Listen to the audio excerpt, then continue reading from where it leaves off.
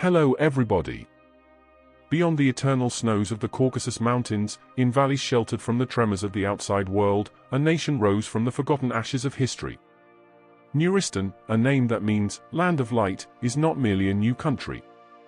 It is a long-awaited promise for millions of souls, a nation where Islam is not just professed, but lived as breath, law, and guiding light. In 2015, the world was stunned by a declaration of independence from this small region. Not through gunfire or bloody war, but with the utterance of the Shahada echoing from mosque minarets, shaking the skies above the Caucasus and stirring the hearts of Muslims around the globe. Its people, having lived for decades under the shadow of oppressive regimes, had decided the time had come to choose their own path, a path of righteousness, piety, and sovereignty. Russia, in a move that surprised the international community, became the first nation to recognize Neuristan's sovereignty. This decision went beyond politics, it was a convergence of values and strategy. For Moscow, Neuristan was both a spiritual and geopolitical partner, a loyal Islamic bulwark that rejected radicalism. Amidst the green meadows draping Neuristan's hills stood a man with a white beard and a deep blue turban, Sheikh Umar al-Rahmanov, a scholar and freedom fighter who turned his sermons into a call for nationhood. He led his people not through weapons, but with unwavering faith and masterful diplomacy. We do not seek to be the Middle East of the North, nor just another forgotten province. We are Neuristan, a land built on faith, not oil, he proclaimed during the independence address now remembered as the Night of the Open Sky. On that night, all major cities dimmed their lights, and the people gathered in mosques for prayer. There were no grand festivities. Only takbir, dhikr, and tears of gratitude. In the early days of independence, a new constitution was drafted, not by politicians, but by scholars, Islamic jurists, and tribal elders. The result was a rare document, the Charter of Neuristan, which established the Quran and Sunnah as the sole foundations of national law. There were no political parties, only a consultative council, Majlis al-Shura, composed of intellectuals and respected community figures. With a modest territory and a population of no more than 5 million, Neuristan was not a military power. But from day one, the world understood that this small nation was not to be underestimated. On its shoulders rested a great hope, to become the first modern Islamic state in Eastern Europe, unwavering in its adherence to Sharia, deft in diplomacy, and graceful in culture. The skies over the Caucasus had never shone as brightly as that morning. On the day Neuristan's constitution was ratified, the entire nation bowed in unison, not merely in ceremony, but in submission to something far greater than man-made law. For the first time in modern history, a country had openly and wholly entrusted its system of governance to revelation, not rhetoric. In a world increasingly liberal and secular, Neuristan chose a different path, the path of Sharia. In the capital, Al-Qudsiyah, the parliamentary building does not resemble a Western palace of power. It looks more like an ancient madrasa, built in the distinct Islamic Caucasian style, with limestone walls, a sea blue dome, and golden calligraphy adorning its ceilings. This is where the Majlis al-Shura convenes each week. Its members are not career politicians, but scholars, judges, tribal leaders, and Islamic intellectuals. There are no shouting matches, no vote majorities. Every decision arises from collective ijtihad, grounded in the Quran, Hadith, Ijma, and Qiyas. Western legal concepts are not entirely discarded, but each clause must pass through the National Council of Ulama, to be either harmonized or rejected if found in conflict with divine law. Neuristan is the first modern nation to officially implement the Hudud and Qiza systems, not with the harshness often portrayed by foreign media, but with wisdom. Justice here is not rushed, it begins with counsel, mediation, and an invitation for forgiveness by the victim's family. Neuristani women, though living within a conservative framework, are not second-class citizens. They are seen as the moral pillars of society. They lead schools, hospitals, and zakat institutions. They vote in local elections, run halal businesses, and some even serve in the Shura Council, provided they possess sufficient Islamic knowledge. In everyday life, Neuristan flows to the rhythm of worship. The call to prayer echoes 5 times a day, halting all activities. Schools pause lessons at the time of Dia. Shops shutter temporarily. In the streets, you see young men crossing toward the nearest mosque. Neuristan's financial system also diverges from global norms. All banks operate on a purely Islamic model. No interest, no speculation. Investments are limited to halal sectors, with strict oversight from the state Islamic Finance Authority. Taxes have been replaced with a national zakat system, transparently managed to fund infrastructure, food subsidies, and support for the poor. While the outside world remains skeptical, Neuristanis enjoy a peace that cannot be bought with luxury. Crime is virtually non-existent. Drugs are unheard of. Prostitution and pornography are serious offenses. Alcohol? You won't find it, not even on the black market, because the people themselves are ashamed to sell what is haram on sacred soil. Yet none of this comes without resistance. At the borders, foreign propaganda attempts to seep in. International media brand the system a religious autocracy, or a spiritual prison. But to the people of Neuristan, these are just the voices of those who do not understand the meaning of true freedom, freedom from desire, from greed, and from moral corruption. In one of his sermons, President Sheikh Umar declared, "We do not hate the world, but we will not sell the hereafter to purchase it."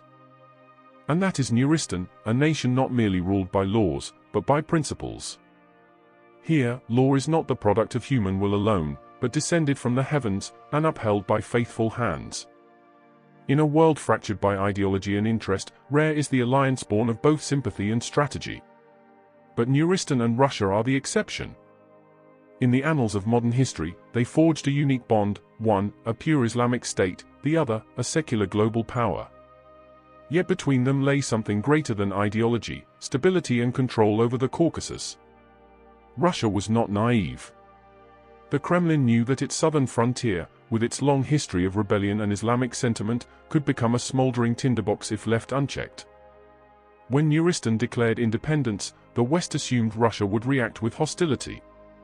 Instead, Moscow became the first to endorse the birth of the Islamic Republic. Behind this support was cold, calculated logic. Russia saw in Neuristan a spiritual buffer zone.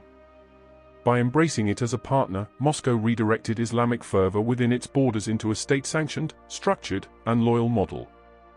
But not all was strategy. The Russian president at the time, Vladimir V, had a personal fascination with Islam. Known for his respect toward scholars and his deep understanding of Middle Eastern geopolitics, he believed that an alliance with a Muslim nation could serve as a cultural shield against the encroachment of Western liberalism, which he viewed as a corrosive force against traditional values.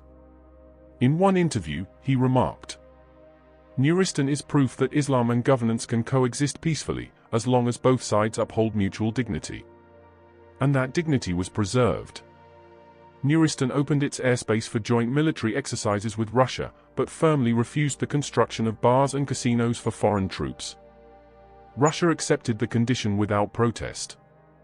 In return, Neuristan received advanced defense technologies, border radar systems, and intelligence training that turned it into one of the most secure small nations in the region.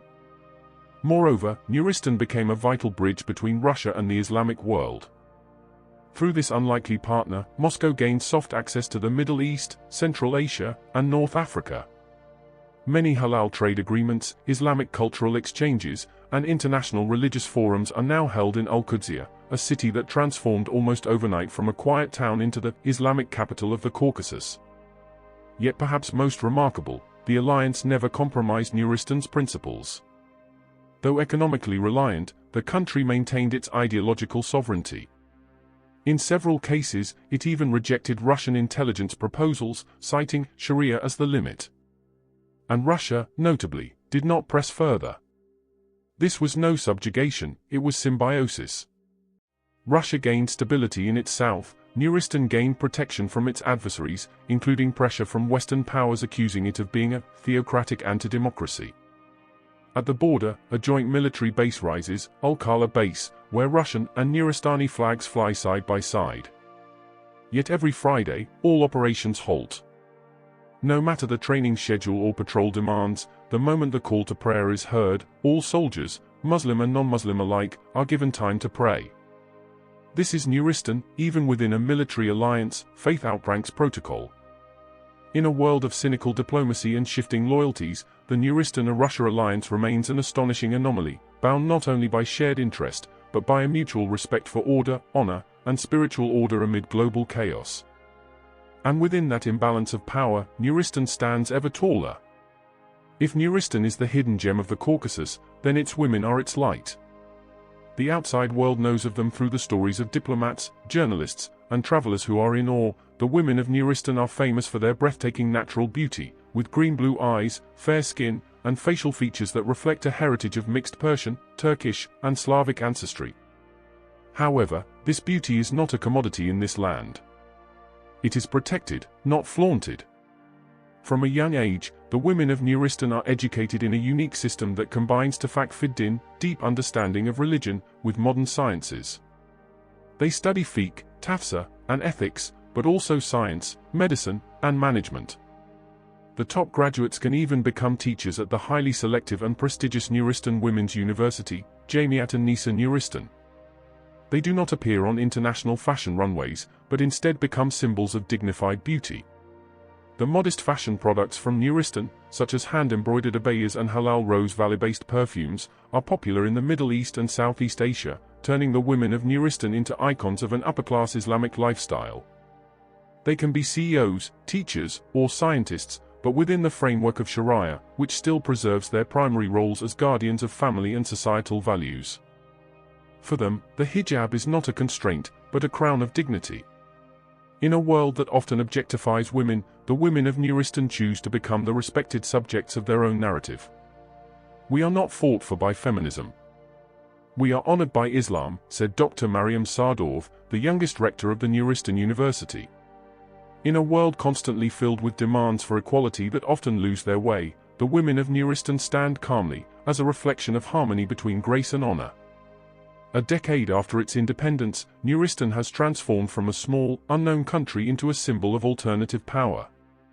Despite being shunned by most Western nations and frequently criticized by international human rights organizations, Neuristan remains steadfast in its path.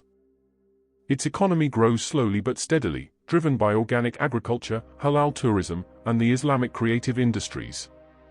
They reject the IMF, reject the WTO, and build new trade blocs with other small Muslim nations sharing a similar spirit of sovereignty.